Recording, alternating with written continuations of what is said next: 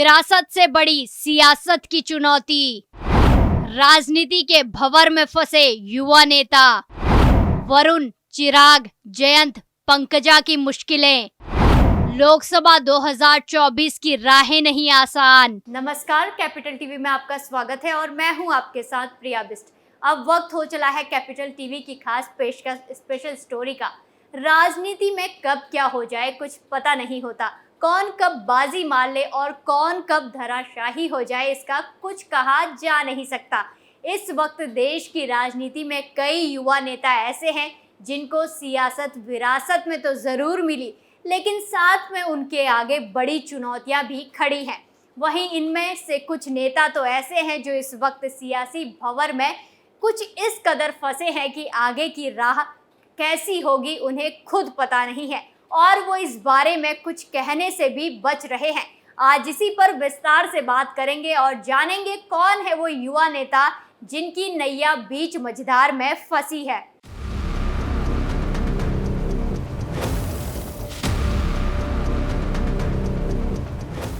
वरुण गांधी, चिराग पासवान, जयंत चौधरी और पंकजा मुंडे, ये वो नाम हैं जिनको विरासत में राजनीति तो मिली, लेकिन राहें इतनी आसान नहीं है। माना कि राजनीति की गद्दी पाने के लिए इन्हें ज्यादा संघर्ष नहीं करना पड़ा।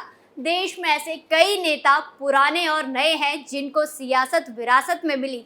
राजनीति में कई बार ऐसे नेताओं पर परिवारवाद और दूसरे आरोप भी लगते रहते हैं। हालांकि ये जरूरी नहीं है कि जिनको राजनीति विरासत में मिली वो विरासत उनके कामयाब होने की गारंटी देती हो उन्हें।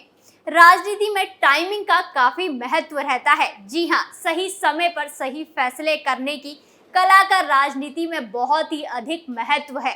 2024 लोकसभा चुनाव करीब है और देश की राजनीति में बीजेपी सांसद वरुण गांधी, एलजेपी रामविलास के प्रमुख चिराग पासवान, राष्ट्र लोकदल के अध्यक्ष जयंत चौधरी और महाराष्ट्र की पूर्व मंत्री और बीजेपी की राष्ट्र सचिव पंकजा मुंडे की राहें आसान नहीं लग रही हैं। इनके सामने बड़ी बड़ी सियासी चुनौतियां खड़ी हैं। तो पहले बात करते हैं यूपी की, जहां पर वरुण गांधी बीजेपी में हाशिए पर हैं। हम ऐसा क्यों कह रहे हैं उस पर गौर करिए। पूर्व प्रधानमंत्री इंदिरा गांधी के बेटे संजय गांधी के पुत्र वरुण गांधी फिलहाल बीजेपी के सांसद हैं। पिछले कुछ समय से पार्टी आला कमान के खिलाफ लगातार बगावती बोलने की वजह से वो एक बार फिर से चर्चा में है। लंदन से पढ़ाई करने वाले वरुण गांधी ने पहली बार साल 1999 में अपनी मां मेनका गांधी के लिए चुनाव प्रचार किया। वहीं साल 2004 में जब उन्होंने बीजेपी की सदस्यता ग्रहण की तब इस फैसले पर कई लोगों को आश्चर्य हुआ। उस वक्त वो 24 साल के थे। विरासत में राजनीति मिली लेकिन दल दूसरा था। साल 2009 में 29 साल की उम्र में वरुण गांधी पहली बार यूपी के पीलीभीत सीट से सांसद चुने गए। वरुण गांधी लोकप्रिय हो रहे थे और देखते ही देखते वो पार्टी के फायर ब्रांड नेता बन गए। ये देखते हुए बीजेपी की ओर से उन्हें कई बड़ी जिम्मेदारियां भी दी गई। इतना ही नहीं, 2013 में उन्हें राष्ट्र महासचिव भी बनाया गया। साथ ही पश्चिम बंगाल का प्रभार भी सौंपा गया था। 2014 में यूपी के सुल्तानपुर से चुनाव जीतकर संसद पहुंचे, तो वहीं 2019 में सीट बदलकर फिर पीलीभीत से लोकसभा पहुंचे। अब पिछले कुछ समय से वो पार्टी में हाशिए पर है। वहीं राष्ट्र कार्यकारिणी से भी उन्हें हटा दिया गया है। लेकिन वरुण गांधी किसान आंदोलन और उसके बाद भी पार्टी की केंद्र सरकार पर निशाने साधते रहे हैं। पिछले दिनों उनके कांग्रेस में भी जाने की चर्चा चली थी, लेकिन धीरे धीरे मामला शांत हो गया। ये सब के चलते वरुण गांधी इस वक्त सियासी भंवर में फंसे हैं और उनकी आगे की राहें आसान नहीं लग रही। पार्टी कभी भी उन्हें बाहर का रास्ता दिखा सकती है। अब बात करते हैं जयंत चौधरी और उनके सामने खड़ी बड़ी चुनौतियों की। जयंत चौधरी 2009 में यूपी के मथुरा सीट से सांसद चुने गए। उसके बाद 2012 में मार्च से विधायक का चुनाव लड़े और जीत मिली। हालांकि 2 महीने बाद उन्होंने इस्तीफा दे दिया।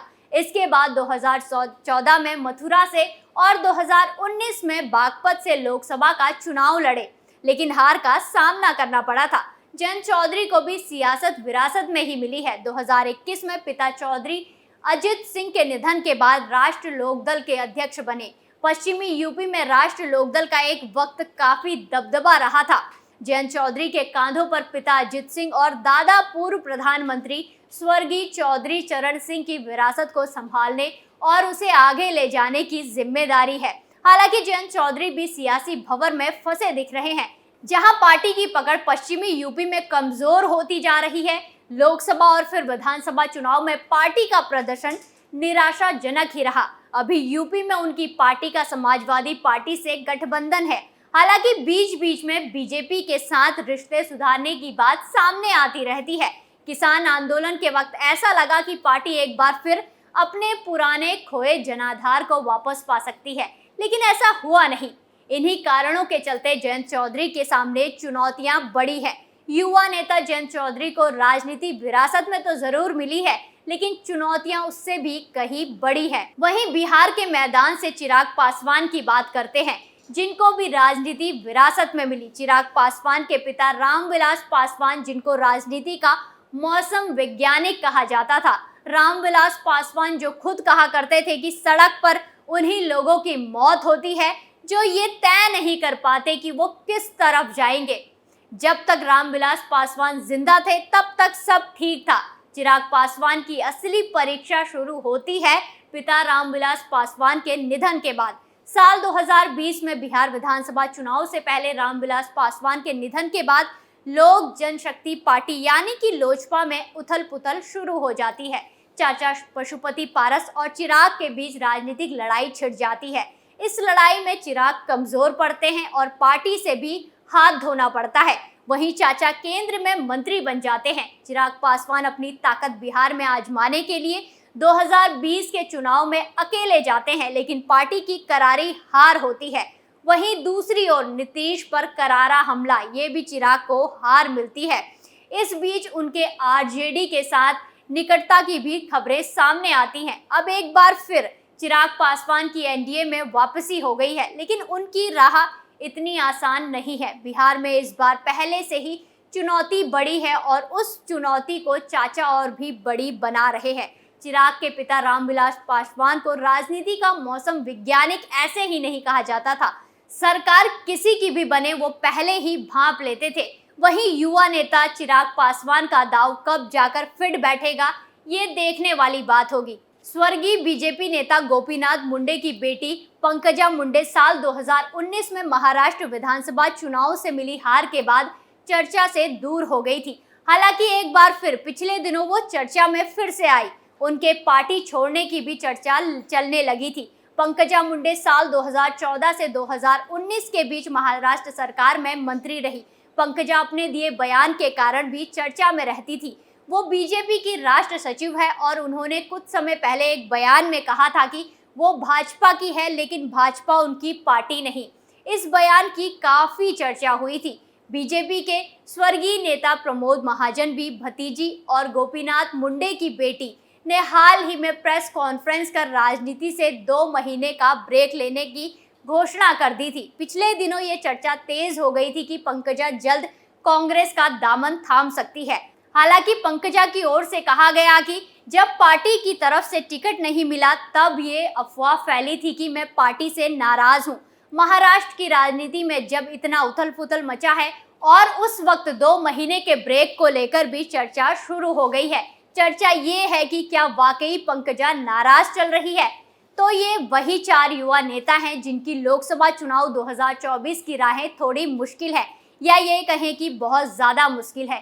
किसी की बगावत के चलते नैया डूबी है तो किसी की नाराजगी के चलते। अब देखना ये होगा कि कैसे ये युवा नेता इन चुनौतियों से लड़ते हैं और 2024 के लोकसभा चुनाव में अपना कमाल दिखाते हैं।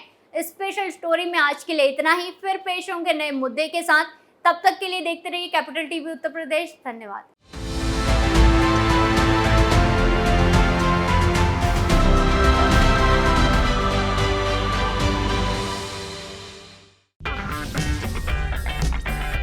अगर आपको हमारा वीडियो पसंद आया हो तो इसे लाइक करें, हमारे चैनल को सब्सक्राइब करें और हाँ, बेल आइकन दबाना ना भूलें ताकि आप तक हमारे वीडियो की नोटिफिकेशन पहुंचती रहे।